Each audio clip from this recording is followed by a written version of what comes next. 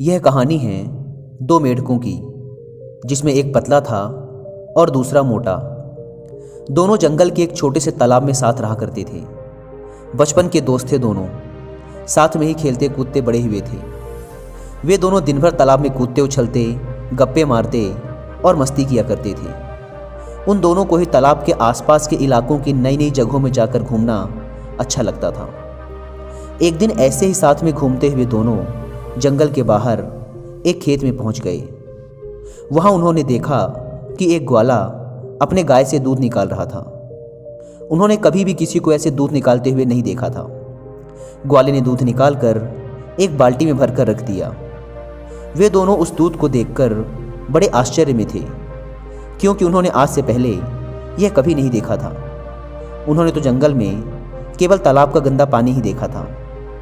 कुछ देर सोचने के बाद उन दोनों ने डिसाइड किया कि इस सफ़ेद पानी में तैरने का मज़ा ही कुछ और होगा। यह सोचकर उन दोनों ने एक साथ बाल्टी में छलांग लगा दी।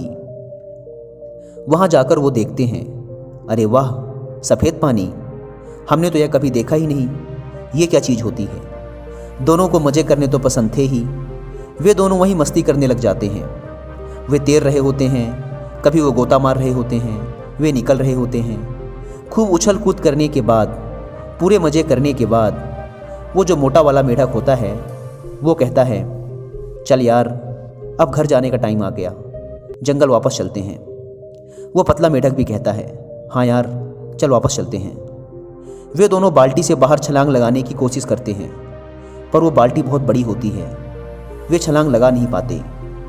वो दोनों बाल्टी के किनारे जाकर बाल्टी की दीवारों से छलांग लगाने की कोशिश करते हैं, पर वो देखते हैं कि वहाँ बहुत ज़्यादा फिसलन है। वे जब भी कूदने की कोशिश करते हैं, उनके पैर फिसल जाते हैं।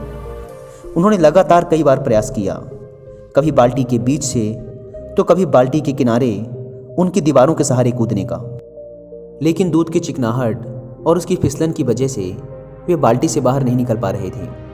अब जो वो पतला वाला मेढक होता है वो मोटे मेढक को बोलता है, भाई देख, निकलना तो है हमें इस बाल्टी से बाहर, इसलिए हमें कोशिश तो करती रहनी पड़ेगी। पर हमने बहुत बार कोशिश करके देख ली, इसलिए मुझे लगता है हम खुद तो इस बाल्टी से बाहर नहीं निकल पाएंगे, क्योंकि यहाँ बहुत ज़्यादा फिसलन है। तो हम क्या करते हैं, हम तैरते रहते हैं। अगर हम तैरते रहेंगे तो कोई ना कोई आकर हमें बाल्टी से बाहर निकाल ही देगा। मोटा मेढक उस पतले मेढक की बात मान लेता है और दोनों तैरते रहते हैं। 1 घंटा, 2 घंटे, 3 घंटे हो गए, वो तैरते रहते हैं।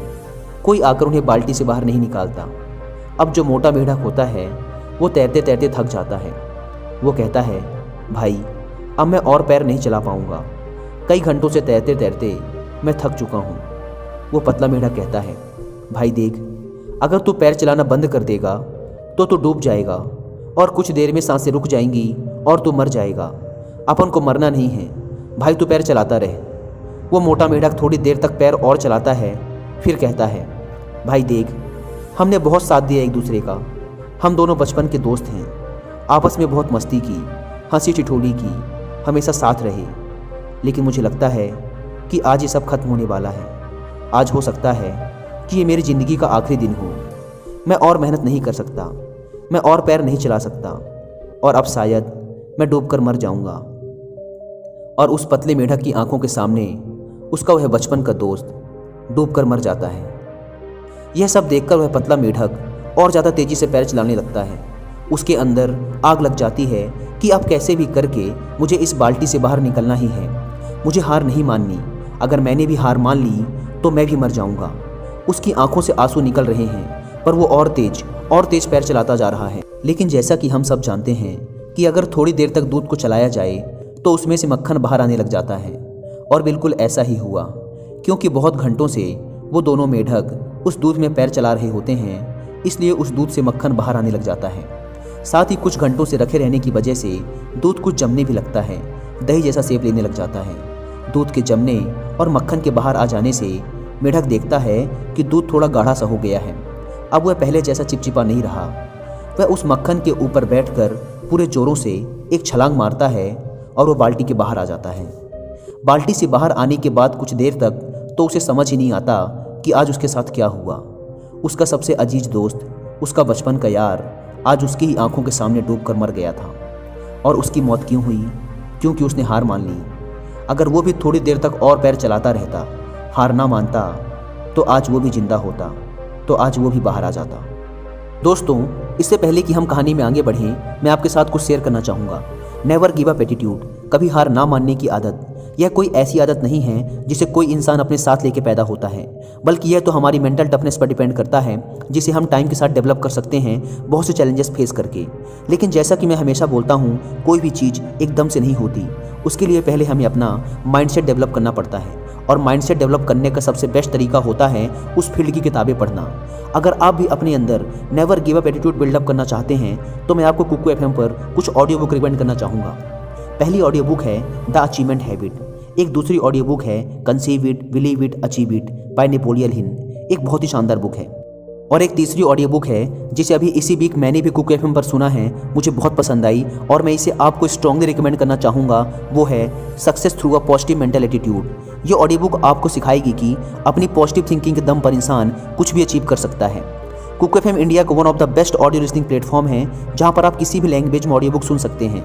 कुकू एफएम के पूरे 1 साल का सब्सक्रिप्शन 399 रुपीज़ का है, लेकिन पहले 250 लोग जो डिस्क्रिप्शन और पिंड कमेंट पर दी गई लिंक से इस ऐप को डाउनलोड करके उसमें हमारा कूपन कोड WI50 यूज़ करेंगे, तो उन्हें यह पूरे 1 साल का सब्सक्रिप्शन सिर्फ 199 रुपीज़ में मिल जाएगा। लिंक डिस्क्रिप्शन और फर्स्ट कमेंट पर दी हुई हैं, जाकर डाउनलोड करें।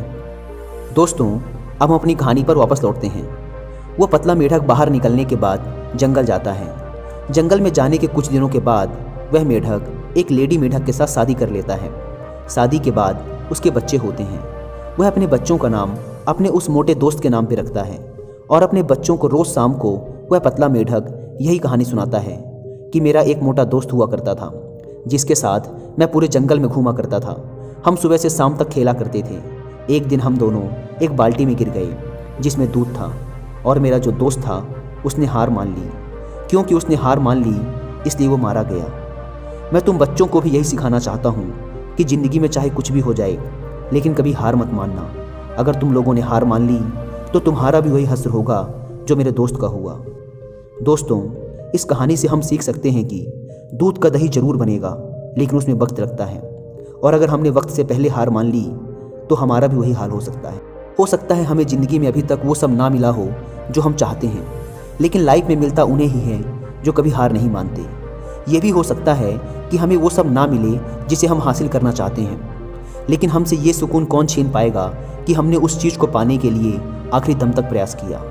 एक बात हमेशा याद रखना दोस्तों, हम हारते तब नहीं जब लोग हमसे कहते हैं कि तू हार गया, बल्कि हम हार तब जाते हैं जब हम खुद हार मान लेते हैं।